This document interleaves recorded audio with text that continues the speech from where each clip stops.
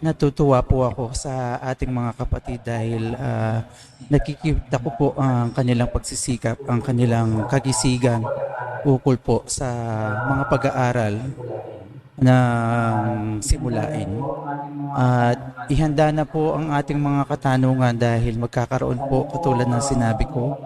Sana po hanggang matapos, wag po tayong uuwi.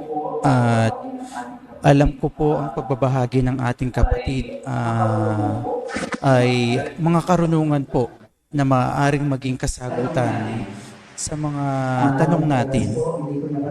At ang oras po, hindi ko na patatagalin, ay pinagkakaloob ko na po sa ating kapatid, ang ating masipag na kapatid na June Casillan.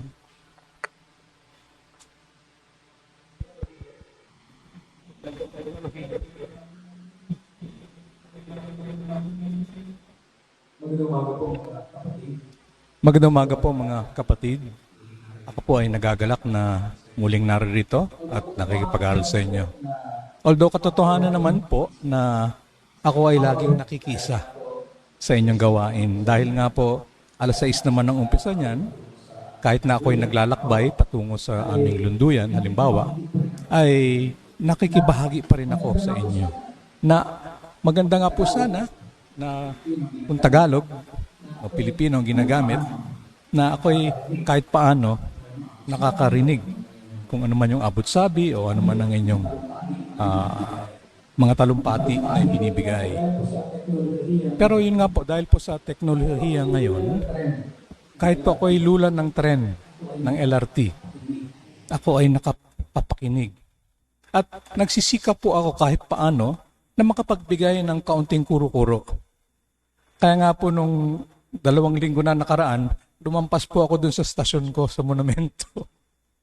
Dahil nakatuon po ako doon sa pagbibigay ko ng aking opinyon sa inyong paksa nung nakaraan.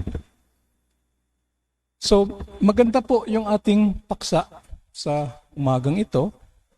Ito po yung isa sa mga karaniwan na palaisipan sa buhay kung tawagin. Na pilit na binibigyan sana ng paliwanag ng iba't ibang mga filosofiya, iba't ibang mga relihiyon. Subalit sa akin pong sariling panlasa, ang Espiritismo lang pong nakapagbibigay ng paliwanag na katanggap-tanggap. Na hindi po ito lumalabag doon sa ating pinag-aaralan, pinangahawakan na ang Diyos ay wagas na pag-ibig, wagas na katarungan. So tulad po ng nabanggit ng isang kapatid na nauna kanina, pinapaliwanag nga daw po yan ng mga reliyon, pinapakita yung kapangyarihan ng Diyos. Na sa ating pong sarili, sa kaloob-looban, kaibuturan ng ating puso, ng ating pag-iisip, hindi katanggap-tanggap. Bakit po? Kasi nga po sa karaniwan ng mga filosofiya, mga relihiyon, pinangahawakan po nila na ang espiritu ng tao ay nililikha kasabay ng katawang laman. Kapag nabuo sa sinapupunan, yung bata, doon na lang din po nililikha yung espiritu. So hindi po ngayon may paliwanag ng maayos bakit iba-iba ang kalagayan. Mayroon nga po nung sadyang matalino, mayroong sadyang medyo mahina, mayroong kapansanan.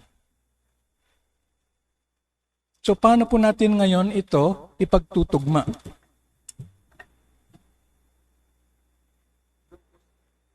Hello? Doon po sa sinasabi natin na ang Diyos ay wagas na pag-ibig.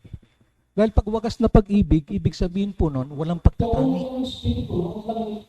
So kung yung espiritu noon lang nilikha, kasabay nung conception ng bata, nasaan po ngayon yung pagkapantay-pantay?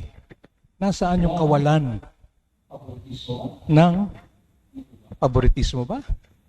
Di po ba? Kung kaya nga po, ang espiritismo lang ang nakapagbibigay ng katanggap-tanggap na dahilan. Dahil nga po dito, pinag-aaralan natin, hindi lang doon nilikha ang espiritu, kundi mayroon ng mga pinagdaanan napakaraming mga buhay. Nabaon-baon ngayon ang lahat ng kanyang mga ginawa, lahat ng kanyang mga inisip nung nakaraang mga buhay. Ngayon sinasabi nga po ng isang kabataan ni CJ, yung pinag-aralan namin kagabi, yung buhay po natin ngayon, produkto yan nung ating mga nakaraang buhay. Dahil nga po lahat ng mga ginawa natin noon, nagbubong ngayon. Ito ngayon yung ating buhay sa ngayon. Di po ba? At yung katotohanan po niyan ay nagbibigay po ng kapangyarihan sa atin. Sasabihin ninyo, ako, wala pala akong kapangyarihan dahil nakatakda na kung ano yung dadanasin ko ngayon. Pero tignan po natin yung kabaliktaran. Kung ano ang gagawin natin ngayon, yun po ang magtatakda kung anong buhay natin sa susunod. Kung patuloy po tayong nananakit ngayon, patuloy tayong nangaapi, patuloy tayong nanloloko, garantisado po yan sa susunod na buhay. Tayo'y makakaramdam pa rin ng sakit, ng panloloko. Dahil nga po aanihin natin kung anong ating itinanim. So wag po kayo malungkot dahil pinagbabayaran nyo ngayon kung ano yung mga ginawa nyo noon. Isipin ninyo, nasa aking kamay ngayon yung kaluwalhatian ng buhay ko sa susunod.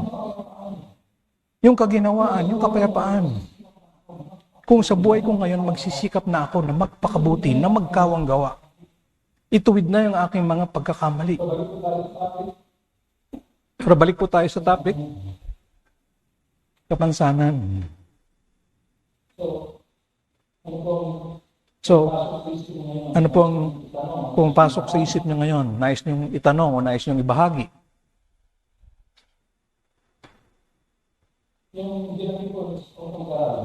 Yung binanggit po ng isa pang kamag-aral, magkakasama po naman kami nung hapon. Doon po sa may Magaw, Kapkap. Espiritismo 101 din po kami. So ano po yung sabi nung kapatid? Tumimo po ba sa isip niya?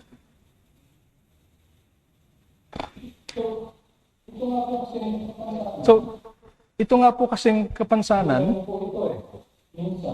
bunga rin po ito eh. Minsan, nung sinasabi natin, tayo mismo ang pumili. Meron pong pagbabayad mangmang na tinatawag na sa gusto natin hindi, dahil nga may batas ng kalikasan, ng galaw at ganting galaw, ipapanganak tayong bulag. Dahil meron tayong naging buhay kung saan mayroon tayong tinanggalan ng paningin. Pero hindi po ma'am nandun sa Biblia, sino nagsabi? Si Maestro Jesus ba?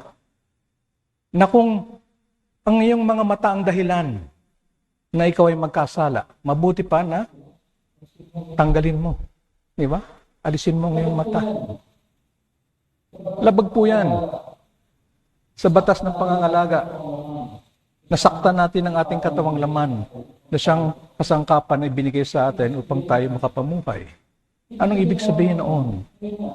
Ibig sabihin lamang noon na yun nga, kung ang aking kamay ginagamit ko na panghampas, na ginagamit kong aking kamao para manuntok,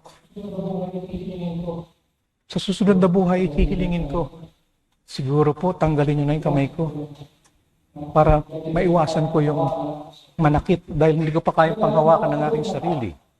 Mas maganda halimbawa siguro yung mata. Dahil nasa 10 Commandments po yan, di ba? Pag-iimbot. Naiinggit ako doon sa mga pag-aari ng aking kapitbahay. Mas maganda yung bahay niya, mas maganda yung kotse, mas maganda yung cellphone. Ito ngayon ang nagiging tukso sa akin para magnakaw. Para makamit ko rin yung mga ganung bagay. Naku, nasa likod na tayo ng libingan, nakita natin, ito pala ang naging sanhi ng ating pagdurusa, paghihirap. At hindi pa tayo sigurado na sa susunod na buhay ay ating mapanghawakan ng ating sarili. Hindi ba makatuwiran? Mari siguro tanggalin niyo na muna yung aking paningin para hindi na ako maakit sa mga bagay-bagay na material. Hindi na ako maabot. Hindi na ako maudyok na magnakaw. Yun yung tinutukoy ng kapatid.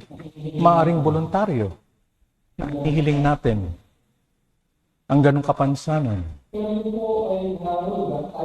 Pero yun po ay nangangahulugan kahit paano nakakaintindi na tayo sa mga prinsipyo ng buhay. Karamihan po ng nagkakaroon ng ganyang kapansanan ay kinakailangan sa sarili nila na mangyari. Hindi pa po voluntaryo. So yun po yung tinutukoy ng isang kabataan. Ano po pong nabanggit ng mga nauna sa akin, nabibigyan linaw ko rin po. Hindi lang po yung mga kawalan ng kamay, pagiging pipi, pagiging bingi ang kapansanan. Kundi kapansanan din po, kakulangan, yung kawalan ng karunungan. Kung nagiging hadlang sa atin yung kawalan ng paa, kawalan ng paningin, hadlang din po yung kawalan ng karunungan. Kaya nga po sabi ng kapatid na Remigio kanina, patuloy at patuloy dapat tayong mag-aral. Kasi kung hindi natin naunawaan ang mga batas ng Diyos, ang batas ng kalikasan, patuloy at patuloy po tayong makakagawa ng hindi maganda. Ito po yung sinasabi na ikaw ay kulang na nga, kukunin pa sa'yo. Kung ano man ang meron ka. Dahil nga kulang ka na sa karunungan. Dahil sa kulang ka sa karunungan, patuloy ang paggawa mo ng hindi maganda. Na ito ngayon ay magbubunga sa kinabukasan ng iyong kapahamakan. Na magre-resulta sa kawalan mo ng kapayapaan. Yung buhay mo, walang katiwasayan. Dahil nga puro salimuot ang mayroon. Kapansanan din yung kawalan ng karunungan. Yung kawalan ng kabaitan dahil nga babalik sa atin puro hindi maganda.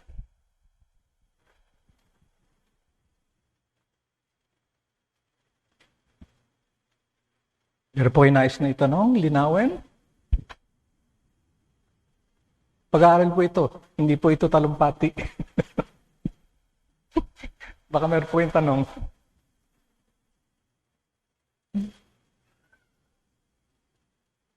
Maganda po yung mga tanong ng mga kabataan kagabi. Yung kasama ni CJ.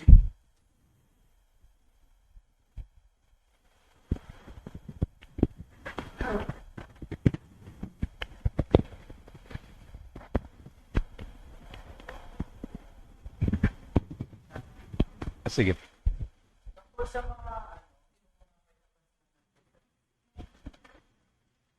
Di ba may spirit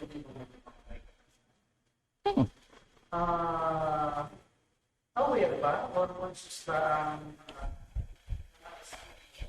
Aware ba sila na sa state of mind? So yung tanong po ng ating Pangulo, yun po ba mga tao na kulang yung bait kung tawagin? Sa mga spang na pananalita ay sinto-sinto. Aware daw po ba sila? Aware sila na mayroon silang ganung kapansanan? Opo. Ang sagot ko po doon, sa aking sariling pagkaunawa, ay aware sila. Dahil nga po tulad nung nabanggit na rin kanina, ang mga kapansanan, kumbaga ay mga nagiging sagabal. Hindi ka ngayon na makakilos, makagalaw ng malaya. Gawin ko pong halimbawa. Dahil ngayon po, nagko-commute na ako Babas, nag-jeep. So ngayon, naglalakad din po yon papunta sa terminal. So kung pupunta po ako rito, may dala-dala akong bag. So isipin nyo na lang po, yung bag natin sa ating paglalakbay sa buhay bawat kasalanan natin ay bato. Bawat kasalanan ginagawa, pag kumukuha tayong bato, inilalagay natin sa bag. Kaya nga po tayo nahihirapan sa buhay na ito dahil nga po maraming bato. Maraming kasalanan tayong baon-baon. Isipin nyo ngayon, bawat pagbabayad, tinatanggal yung bato. Yung kaaway natin, ninakawan ako ng kapatid na Edgar. Sample lang po Sa makituwid, kumuha siya ng isang bato. Tinanggal niya.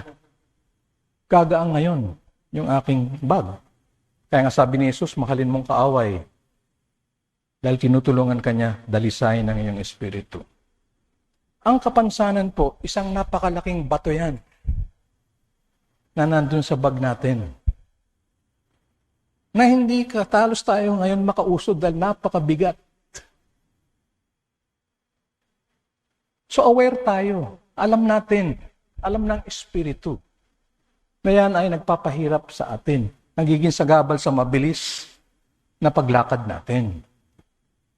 Yan pong example, nung sabihin na natin kulang sa bait. Yung Espiritu niya, alam niya yan.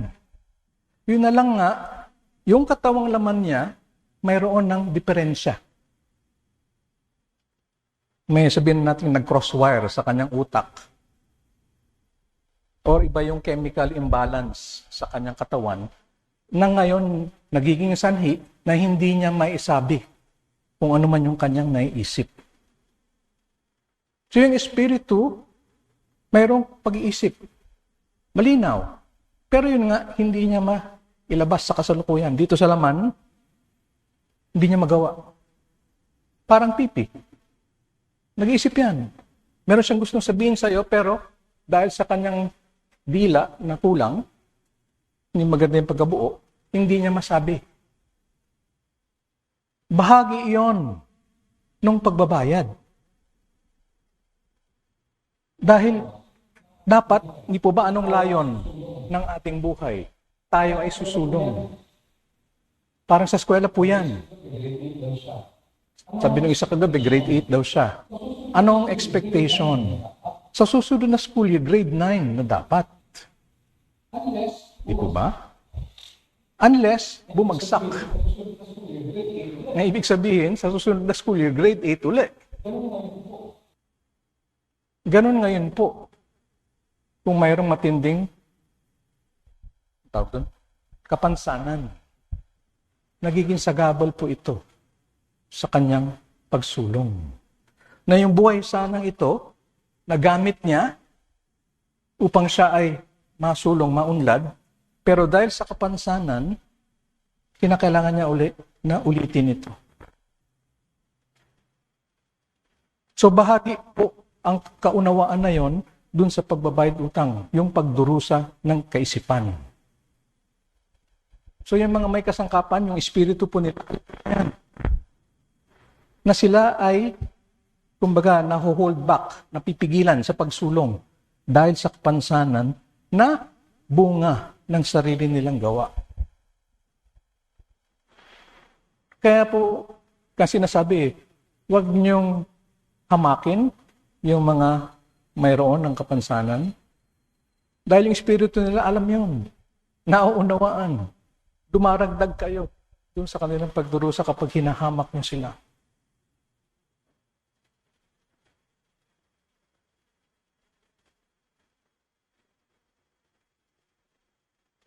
May nais po magtanong?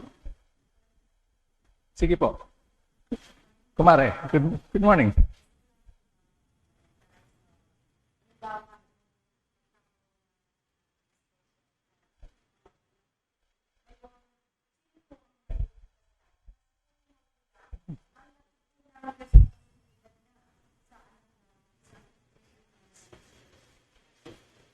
Okay.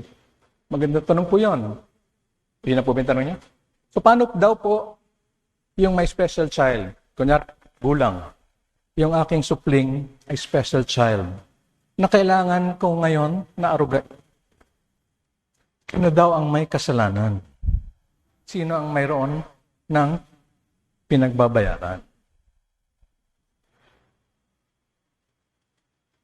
kung ating pag-iisipan, wala pong nabubuhay sa vacuum kung tawagin. Lahat ng ating gawain ay naapektuhan ang kapaligiran. Hindi lang tayo. So naapektuhan din yung ating kapamilya, yung ating kabarangay, at kung matindi-tindi tayo, yung buong bansa. So kung tayo ay pinanganak, kunyari may anak akong pinanganak na may kapansanan, siya lang ba yung daraan sa paghihirap? Tulad nga ng sabi, ng kapatid na Biol, pati ang magulang. So ano pong tawag natin dyan? May tawag po dyan, ang espiritismo. Ano pong tawag? Karma kolektiva. Sabay-sabay po tayo na pinupuno kung ano ang ating pagkukulang. So hindi lamang po kasi yung pinanganak na may kapansanan ang apektado. Apektado yung kanyang mga magulang, apektado yung kanyang mga kapatid. Dahil nga po alam ng mga magulang, kapag wala na kami, sino ngayon ang mag-aalaga? Kaya nga bata pa lang, yung kanyang mga kapatid, isinasama na. Na responsibilidad nyo rin itong kapatid ninyo na may kapansanan, na kapag wala na kami, kayo ang mag-aaruga. Gustuhin man o hindi, yung kapatid, apektado siya dyan. Ngayon, malas lang ba? Alam po natin na walang malas, walang swerte. Nakatakda yung kalagayan ng ating buhay. So nakatakda na ako ay magkaroon ng special child. Nakatakda na yung aking isa pang anak magkakaroon ng kapatid ng special child. Nasama-sama namin ngayong aarugain yung nilalang na yon. So ibig sabihin lamang noon, kabahagi din ako doon sa pagpupuno. Na ibig sabihin, mayroon din akong nagawa nung nakaraan. Na ako ay nagwalang bahala, meron akong mga pinabayaan na dapat ko sanang inaaruga. Kung kaya nga ngayon, binigyan ako ng anak na hindi ko pwedeng talikuran.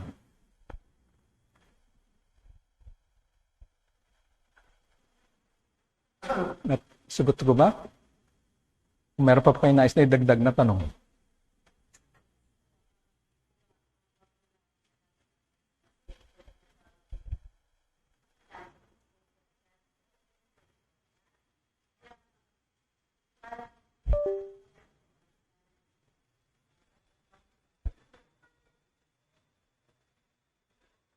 Apo.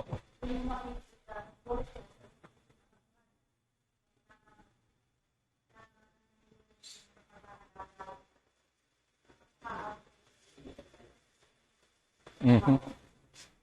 Yes. So, sabi nga po ng si Sister Viol, tulad po yung tinuturo din po dito sa atin, di po ba? Yun pong batas ng galaw at ganting galaw, wag po natin tignan lang yung negatibo. Kasi nga po, karaniwan, ang tinatanong natin, bakit ako naghihirap? So yun ang hanapan natin ng kasagutan. Bakit ako naghihirap? Bakit ako nagdurusa? At pinapaliwanag nga ng ating katuruan, meron kasing batas ng galaw at ganting galaw. Kaya kadalasan, pagbabayad utang. Pero, tandaan po natin, hindi lang po sa negatibo yan. Dahil ang Diyos, ang batas na naturalesa, hindi po yan humahatol. Ang Diyos hindi humahatol. Ang Diyos hindi nagpaparusa. Basta mayroon lang batas na inilatag. Kung ano ang inyong gawin, siya ang inyong aanihin. Si Kristo mismo, pinaliwanag ito. Gawin mo sa iyong kapwa ang nais mong gawin nila sa iyo. Ano po yun? Di ba karma? So kung gumagawa po tayo ng mabuti, kung tayo ay nagkakawang gawa, tulad nga ng sabi ng Sister Viol, may special child kang anak, buong puso mong inaluga, buong puso mong inalagaan. pagkakawang gawa rin po yan. Na magbubunga po yan ng kaluwalhatian sa hinaharap. Dahil nga po, tatanawin yan nung special child ng pagmamahal. Na isusukli niya rin ang pagmamahal. Kadalasan po kasi tinitignan natin yung kabaliktaran, yung negatibo. Inagrabyado ko si kapatid na Remilio. Magbebenggansa sa akin ngayon yan. Maghintay ka, gagantihan kita. O dahil ngayon tinutugis niya ako, karma ko yun. Espiritu na siya, halimbawa, tinutugis niya pa rin ako. Hindi ako pinapatahimik. Di ba?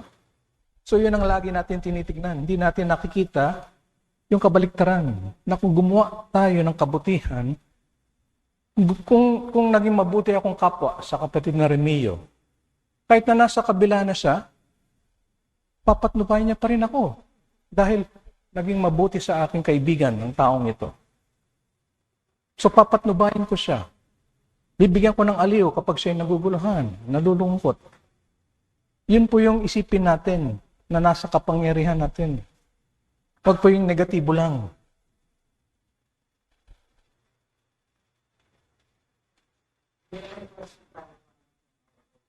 Yes, very good.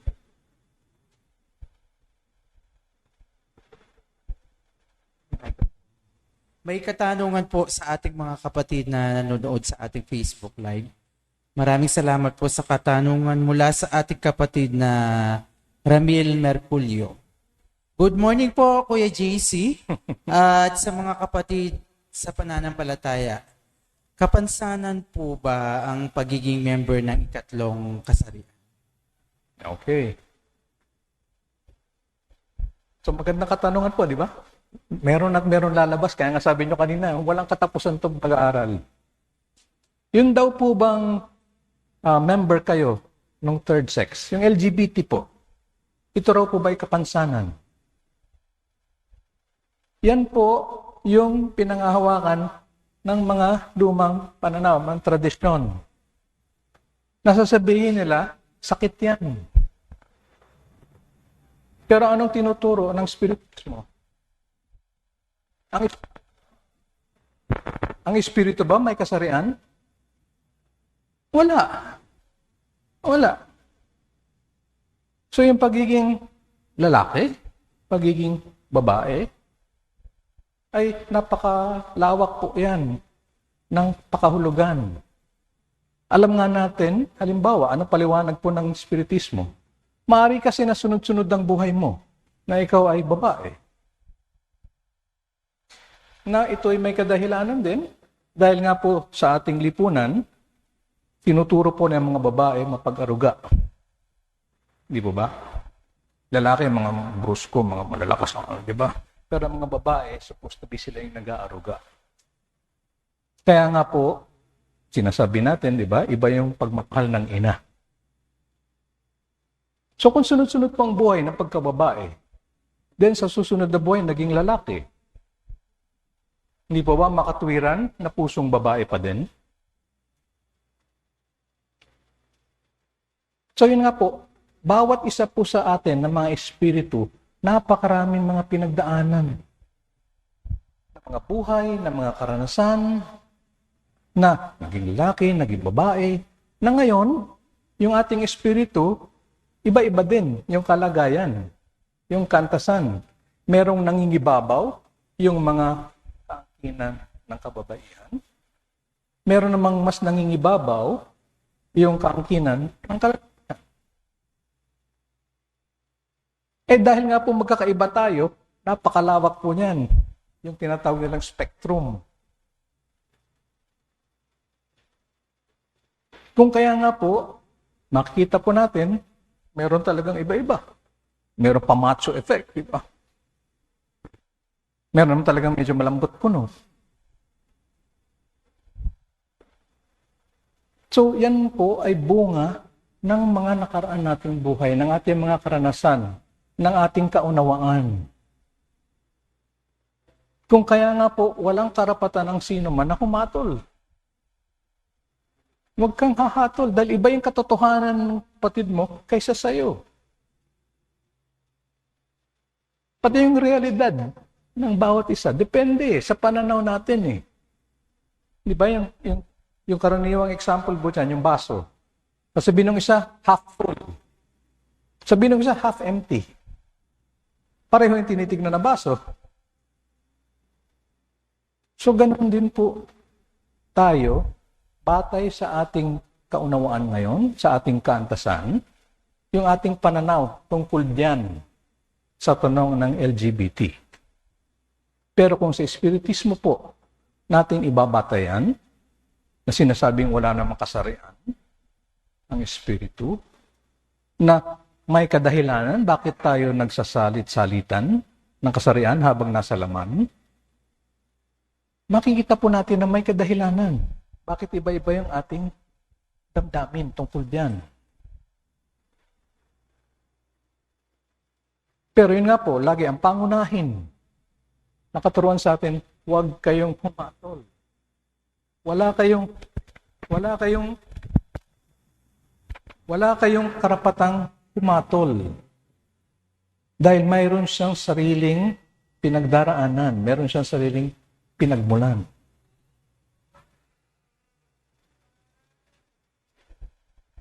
So hindi po kapansanan yan. Yung pagiging LGBT, mayroon pong paliwanag ang Espiritismo dyan. At kahit po sa ibang bansa, tanggap na yan. Kahapon po, dun sa pag-aaral namin ng mga kabataan dyan sa Magaw, nagpapalitan po ng mga karanasan. Sabi ko nga, na ako mismo, dahil ako ay nag-aral sa exclusive boys school, nung panahon na yon, talagang katakot-takot ang tukso, pang-aapi dun sa mga LGBT. Dahil katanggap-tanggap yun, lalo na mga batang lalaki, di ba? Pero sa ngayon, hindi na po katanggap-tanggap yun. Dahil umunlad na po ang pangunawa ng sibilisasyon. Hindi nakatanggap-tanggap. Kung paano din halimbawa, noong 1960s, dekadang 1960s, saka lang binigyan ng karapatang bumoto ang mga itim sa Amerika. Dati, wala silang karapatan na bumoto. Ngayon, kinikilala na sila ay magkakapantay-pantay. Parehong karapatan. Dahil nga po sumusulong ang sibilisasyon. Ganon din tungkol ngayon dyan sa sinasabi nating LGBT. Katanggap-tanggap na po yan. Na sila ay kapantay din natin. May karapatan sa sarili nilang pag-iisip, damdamin at kalooban. Sino tang sagot ko sa kapatid na Ramil? Meron pa po kayong nais na? Sige po.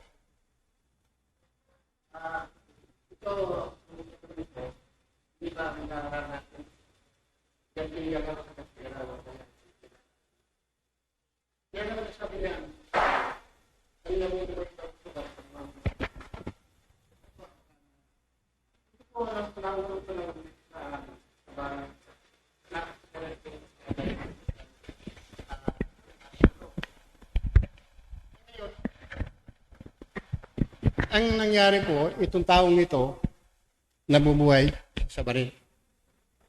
Ngayon, pagdating ng panahon, hindi po siya namatay. Kung hindi, namatay siya sa karamdaman. Paano po po yan? Ang tanong dito, yun po. Hindi po ba sabi kung ano po yung ginawa siya, ang pagbabayar mo?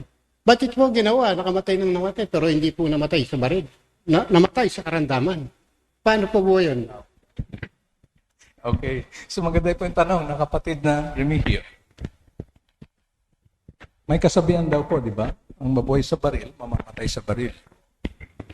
Na yun nga, kung ikaw ay umutang ng buhay, ikaw ay namaril, pero namatay daw sa karamdaman.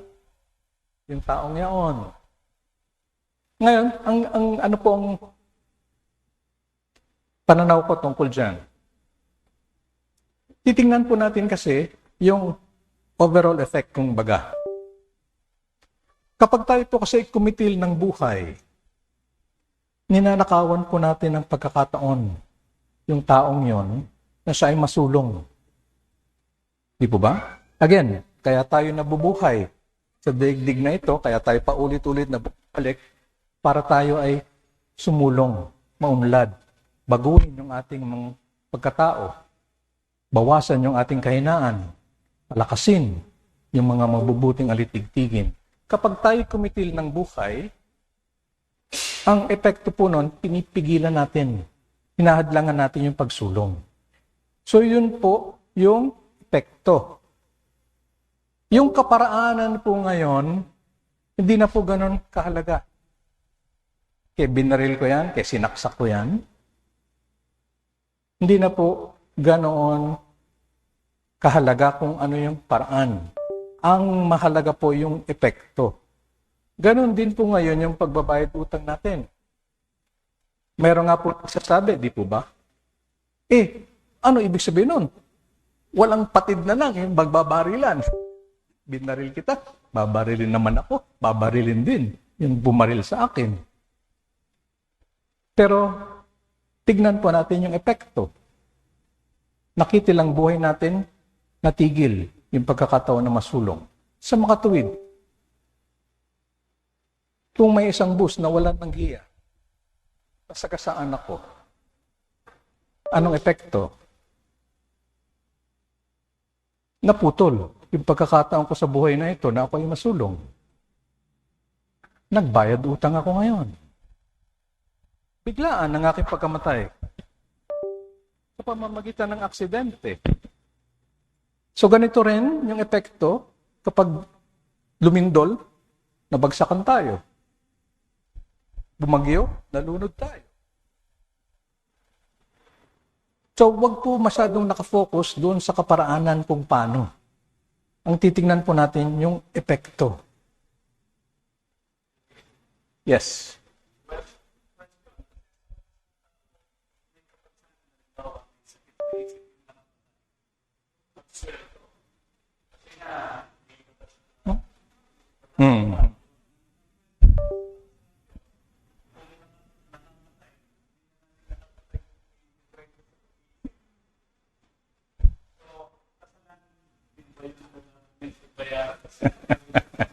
Okay. So maganda po yung tanong ni Aljon. Sa batas po ng tao, sabihin na natin may taong kulang sa kaisipan, di ba? Nakapatay. Sa batas ng tao, absuelto po yan due to insanity. Di po ba? So sa batas daw po ba ng Diyos, absuelto? Minas pong magbigay ng opinion, kuro-kuro.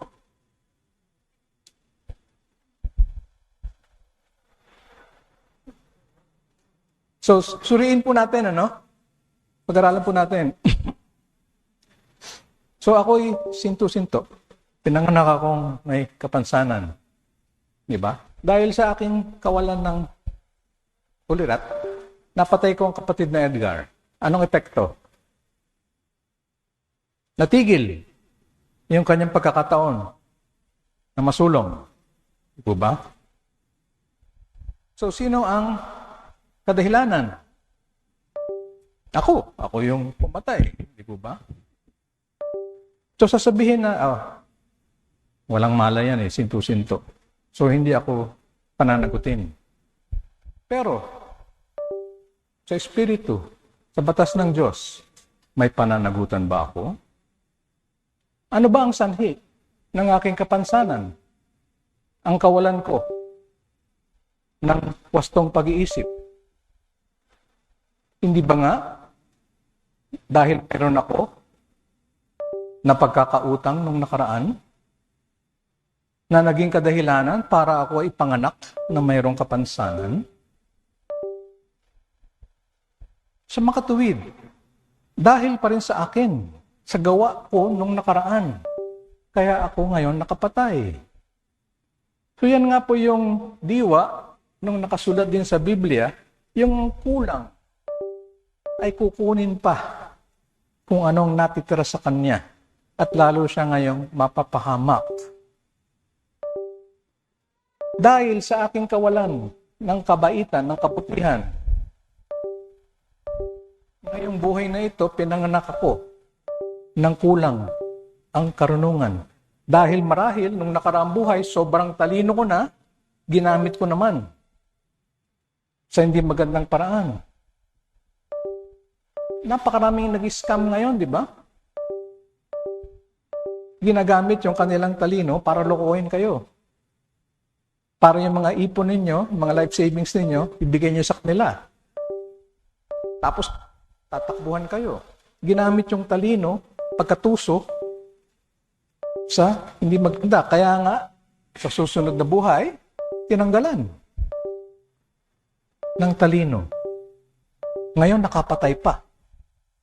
So, kulang ka na nga sa kabaitan, sa kabutihan, na mayroong ganting galaw sa'yo, na dahil doon sa limitasyon mo ngayon, nakapatay ka pa.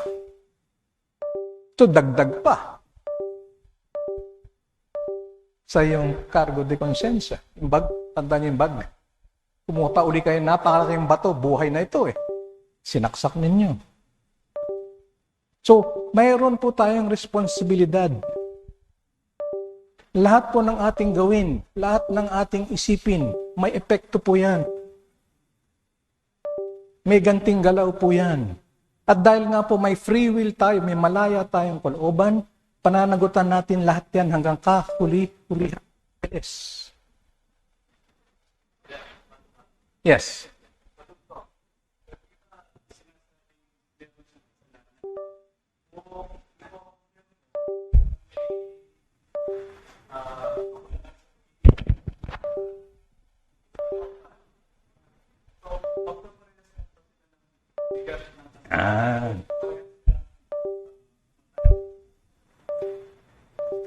Bakit po tinatawag ang spiritismo na filosofiya? Kasi nga po, nagbubunga lagi ng mga tanong. Diba? Kung ganyan nga, bakit paano yung ganon? Tulad ng sabi ni Aljon, o sige, kulang ka na sa kaisipan, nakapatay ka. Pareho ba ang pananagutan mo? Sa ibang uri ng pagpatay? Halimbawa, si Ruel, di ba? Dahil sa galit sa puot, pinatay si RP. Pareho ba yon? Doon sa kasalanan ko, pagkukulang ko, na pinatay ko ang kapatid dahil sa aking kawalan ng wastong pag-iisip? Hindi po ba obvious naman na hindi? Dahil ako, sa kulang ang aking ulirat. Kapatid na Rowel, dahil sa galit, dahil sa puot, murder, kung baga. Sa batas ng tao, murder yon. Sa akin, homicide. Manslaughter. Ganon din yung pagbabayad. Dahil nga po, tinitignan din lagi yung intensyon. At mayroon ng bigat. Yung sinasabi nating intensyon. So, anong maaring kabayaran? Doon sa bunga ng puot, ng galit, mas malamang sa hindi, sa aking pananaw, mas malamang sa hindi, papatayin din siya. I-murder din siya.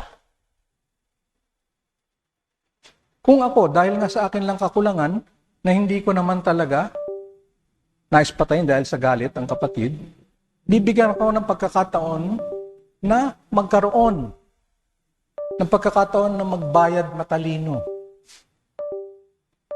Maaari na dahil sa aking pagsisisi, ako'y magsisikap sa mga susunod na buhay ko na maging magaling na doktor, magaling na sirohano. Na dahil sa aking pagpupunyagi, magkakaroon ako ngayon ng kakayanan na magligtas ng buhay.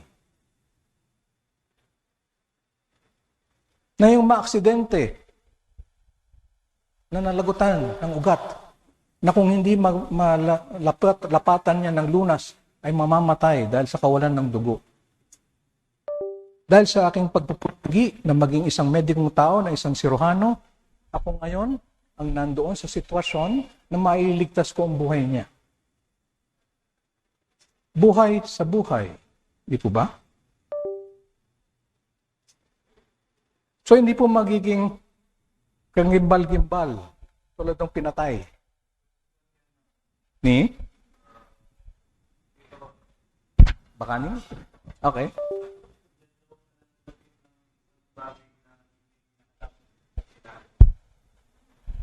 Iba po yung hindi alam ang ginagawa. Doon sa may kadahilanan na dahil sa'yo, kaya ka walang isip sa kasulukuyan.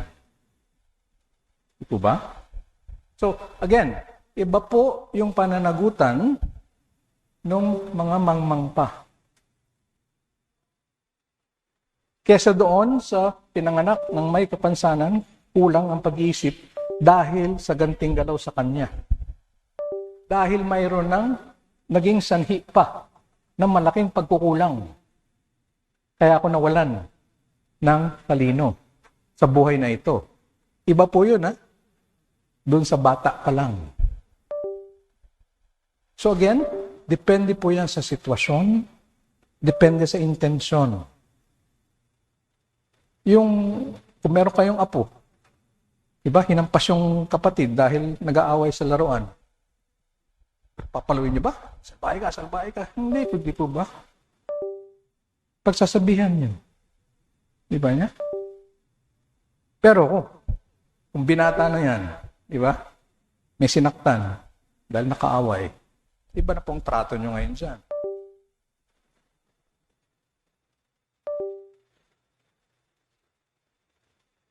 So, depende ngayon lagi sa sitwasyon. So, tulad po nun, kung yung espiritu niya ay talagang kulang pa sa karunungan.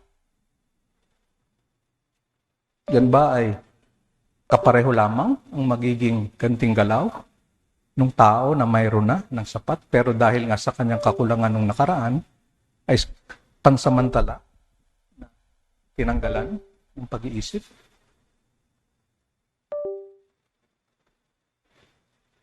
Kaya nga po sabi ni Jesus, patawarin mo sila, hindi nila alam ang kanilang ginagawa. Iba po yon. Yun po yung sinasabi natin kulang pa sa kaunawaan. Pero yun nga po, tulad ng sinabi ko, kung mayroon ka ng kapansanan na bunga ng sarili mong gawa nung nakaraan, nadadagdagan lamang yung pananagutan mo. Sino pa po?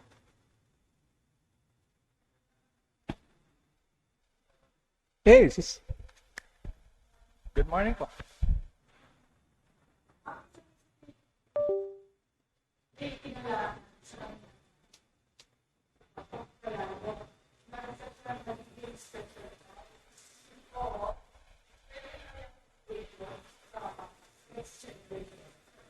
Pwede pong, ano yung next generation? Pwedeng?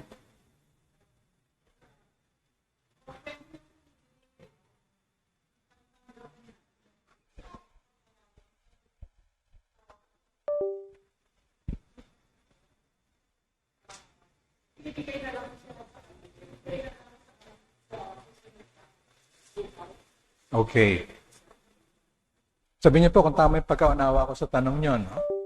Pwede raw po ba na tayo ay pumili kung kailan natin pagbabayaran yan? Tama po ba yung tanong niyo? So yun nga po yung sinasabi natin sa ating pag-aaral, meron po tayong malayang kalooban. Kaya nga po kung mayroon na tayong kakayanan na mag-isip, dahil nga meron na tayong konting karunungan, tayo po ay nakikipag-usap sa ating mga gabay sa Diyos. Maaari po ba na sa buhay na ito, ganito yung maging sitwasyon ko para po mapunuan ko na yung mga pagkukulang ko na ito? So, mayroon po tayong malayang kalooban. So, kung makatuwiran, yan po ay makakatulong sa atin. Pagbibigyan po tayo. Dahil ang Diyos wagas sa pag-ibig. Pero yun nga po, hindi natin pwede na sabihin, wag na. Di po ba? Darating at kasi marami pong ganyan. Ayoko pang bumalik sa lupa. Di ba? Dahil napakarami kong dapat punuin. Pero dahil sa batas ng pagsulong, hindi maaari na hindi ka dumaan doon sa proseso ng paglinang, pagdadalisay. Darating at darating ang panahon, kinakailangan mong panagutan ang iyong mga pagkukulang. Kinakailangan magkaroon ka ng pagkakataon na matuto, na masulong. Ito po ba parusa? Tingin niyo po ba parusa ito? Kasi hindi ba, tulad po ng sinabi kanina, kung meron kayong kapansanan, kadalasan maantala kayo eh. Kung wala akong paa, basta-basta ba ako makakapunta rito? Mula sa aking bahay, sa Antipolo? Hindi naman po, di ba? Pakailanganin ko ng tulong na magdadala sa akin dito. Dahil hindi ko makakaakyat sa bus. Hindi ako makakapunta sa terminal kung wala akong paa. May wheelchair man ako, kailangan ko ng tulong, iaakyat sa bus. So magiging sagabal sa aking pagsulong. Yan po ba'y parusa? Tandaan po ninyo, sinasabi natin, ang Diyos, wagas na pag-ibig. Ito ba ay kahayagan ng pag-ibig ng Diyos?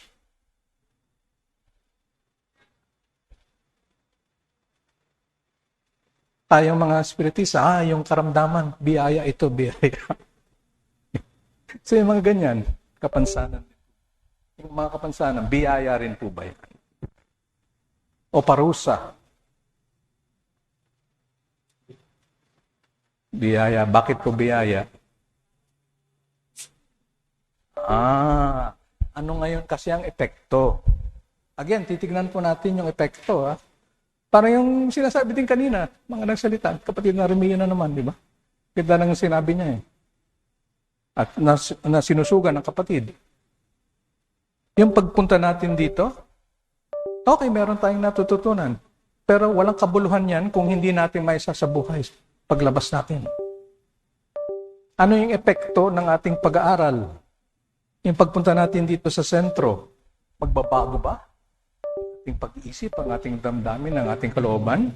Magiging mabuting kapwa ng ba tayo paglabas natin? Mawawala na yung mga kaaway natin dahil lahat ituturing natin kapatid. So ano ngayon ang magiging epekto? Yan ang titignan natin. Anong epekto? Ako'y pinanganak na may kapansanan, okay, may isang bato sa aking bag na tinanggal. Malaking bato, So sa buhay na ito, hindi maaari na hindi ako masyadong sumulong kasi depende na naman sa tao eh. Paano mo sasalubungin yung kapansanan na yan, di ba? Pero, yung pinagdaraanan na yun nga, hindi ako nakasulong. Anong epekto sa inyo yan? Panghihinayang.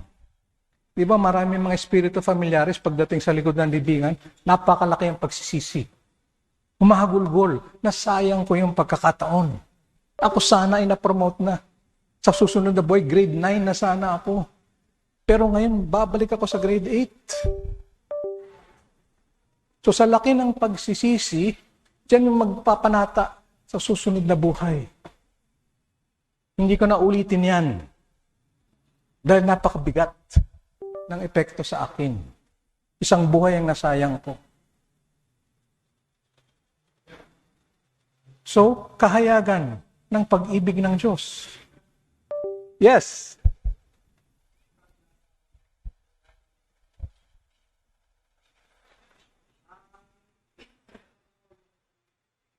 Sa mic. May mic dito. Ito, yung maliit.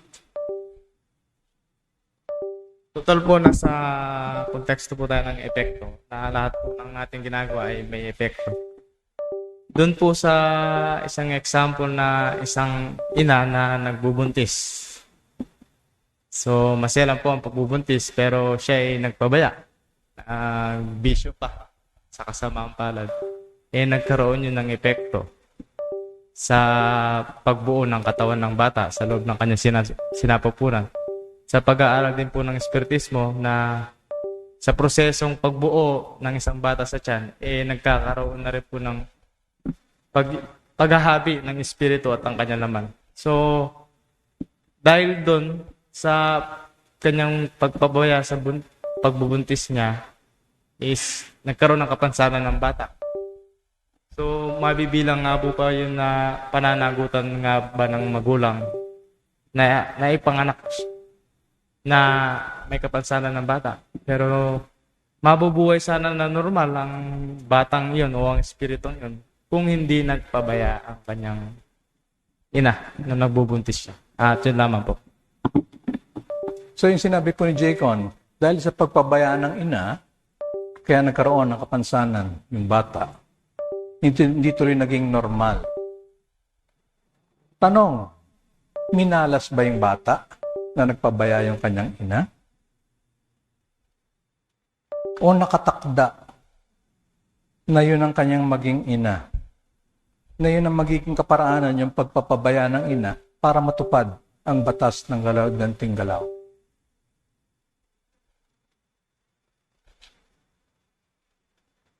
Ang Diyos po, wagas na karunungan, walang nakukubli, wagas na makapangyarihan, walang nangyayari ng walang kadahilanan. May kadahilanan kung bakit ako pinanganak sa pamilya na yung aking ama ay malupit, na ako'y ginugulpi. Mayroon kadahilanan din kung bakit yung ina, nung sana ay normal daw na bata, pagpapabaya, nagkaroon ng diferensya. Wala pong sinisingil ng walang pagkakautang. Ang nagbabayad lamang ay yung mayroon ng pagkukulang. Dahil ang Diyos, wagas na pag-ibig, wagas na katarungan. Wala pong aksidente na nangyayari. Lahat po niyan may kapahintulutan ng Diyos. So ito po, tulad nga po ng sabi ko, kaparaanan na mahayag nga ang kapangyarihan ng Diyos sa tamang konteksto. Dahil ano po ang katuruan ng ibang pananampalataya? Isang buhay ka lang. At kung ikaw ay naging makasalanan, itatapon ka daw sa isang impyerno upang doon ay magdusa pang habang panahon for all eternity. Pinapakita nitong kapansanan ng mga nagiging patayan sa ating kapaligiran ang ganap na pag-ibig ng Diyos. Dahil sinisingil ka sa iyong pagkakautang, dinadalisay ka, at pagkatapos mo magbayad, bibigyan ka ng bagong pagkakataon na mabuhay. Hindi ka ikokondena na itapon sa isang impyerno. Sa makatuwid, yung pinagdaraanan natin ng mga paghihirap, mga karamdaman na ating iniinda, yung mga kapansanan na ating nakikita, kahayagan ng pag-ibig ng Diyos. Dahil binibigyan ng kaparaanan upang punuin yung mga pagkukulang. At pagkatapos na mapuno, kung ano man yung pagkakamali na yan, bagong simula, bagong buhay. Hindi po ba napakadakila ng ating Diyos na mahahayag yung kanyang pag-ibig sa pamamagitan ng mga karamdaman, ng mga tinatawag nating kapansanan, na mahahayag din yung kanyang ganap na hustisya, ganap na katarungan. Kung anong itinanim, kinakailangan mo anihin. So, yan po yung kapangyarihan ng Espiritismo na pagtutugma po natin. Ano po yung sabi ng kapatid na nauna kanina? May mga kapatid tayo sinasabi para yan mapakita ang kapangyarihan ng Diyos. Okay. Sa anong paraan? Kaya marami na taong nagke-question, bakit ganito ang buhay? Meron ba talagang Diyos? May pagtatangi yata ang Diyos. Ang Espiritismo, dahil sa pagpapaliwanag ng batas ng ganting galaw at ng reinkarnasyon, nabibigyan ng katwiran, nagiging katanggap-tanggap ngayon sa ating sarili. Nagiging mapayapa ngayon yung ating pagkatao. Kaya pala pinagdaraanan ko ito Dahil ganun na lang ako kamahal ng Diyos na hindi niya ako itatapon dahil lamang sa aking kahinaan sa mga nagawa kong pagkakamali. Na binibigyan akong pagkakataon na maituwid kung ano man yung lisya na aking mga gawa noon. Kahit gaano kalaki pa yan, yung aking pagkukulang, bibigyan ako ng walang hanggang pagkakataon na mapuno ko kung ano man yung pagkukulang na yan.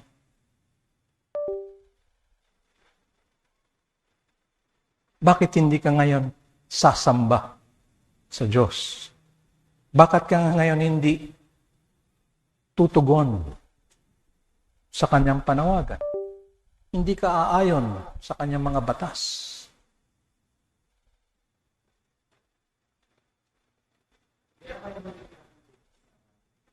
Yes, go ahead.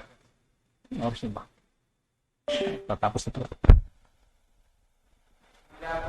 Kapatid na Rod Gomez Bacani, aktibo po ito. Halos every week kasama siya sa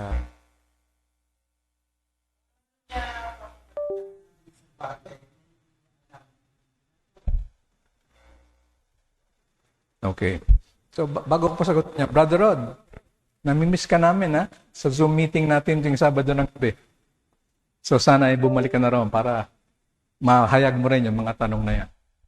Yun nga po ano muna yung kadahilanan, bakit mo hindi naunawaan kuno yung ginagawa mo, hindi mo alam, in quotation mark.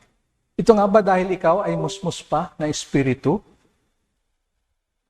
Kung musmus ka pa na espiritu, talagang magiging mas sa iyo, lenient kung tawagin. Hindi ganun kabigat yung pananagutan mo. Dahil nga, wala ka pang alam. Pero kung yung kalagayan mo ngayon na walang alam, dahil bunga ito ng ginawa mo noong nakaraan, na ikaw ay mayroon na ng sapat na pag-iisip. Hindi ka na bagong espiritu. Pero patuloy at patuloy ka pa rin lumabag sa batas, kaya nga ngayon nagkaroon ka ng kapansanan na hindi mo magamit yung talino mo. Iba yung pananagutan mo ngayon dyan. Dahil nga bunga na ng mga nauna mong pagkakamali. Ano ang sabi ni Jesus dun sa lalaking lumpo? Huwag ka nang umulit pa, kundi mas malala ang mangyayari sa'yo. So ito nga, again, sa Bible, kulang ka na, kukunin pa kung ano yung natitira. Kulang ka na sa kabaitan. Ginamit mo yung talino mo sa hindi magandang paraan, kaya nga tinanggal sa'yo sa kasalukuyan, na naging kadahilanan para ikaw ay lalo pa ngayon magkasala. Madadagdagan pa ngayon, o mapabawasan pa ngayon, yung kapayapaan mo. Hindi magiging matiwasay ang buhay mo, yung mga susunod, dahil patuloy mong nadadagdagan.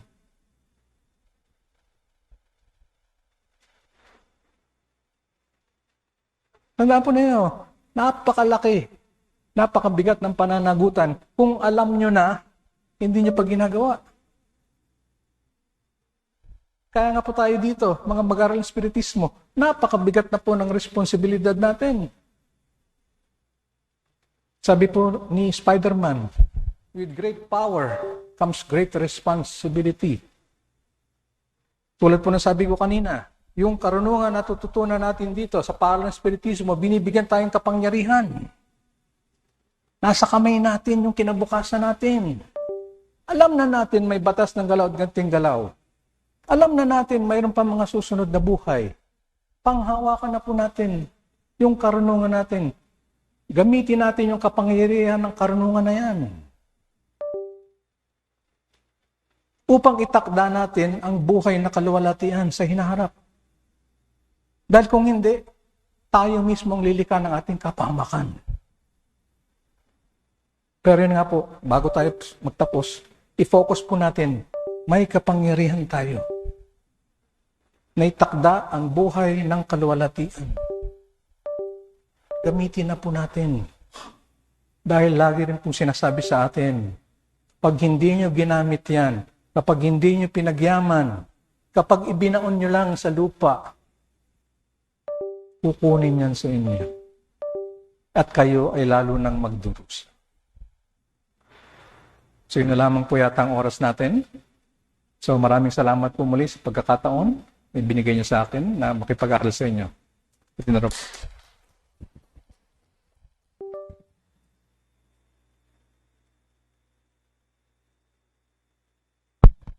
Maraming salamat po sa ating kapatid.